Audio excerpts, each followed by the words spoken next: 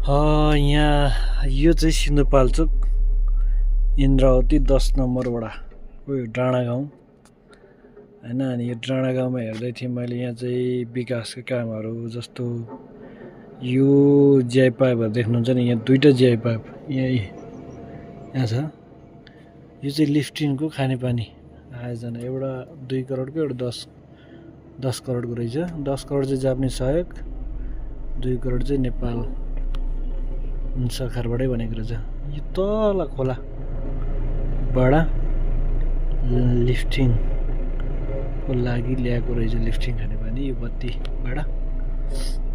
यसको ट्याङ्की चाहिँ यहाँ माथि छ, यहाँ एउटा छ अनि यहाँ माथि छ एउटा हैन, दुईटा ट्याङ्की छ यहाँ। अनि योभन्दा माथि चाहिँ एउटा खतरा घर छ क्या, हल।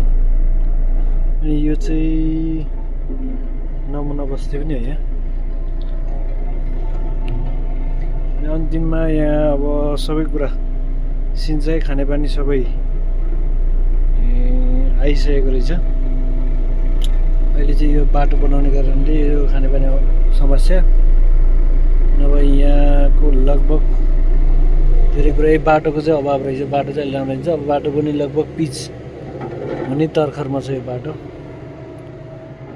त्यस्तो रहेछ।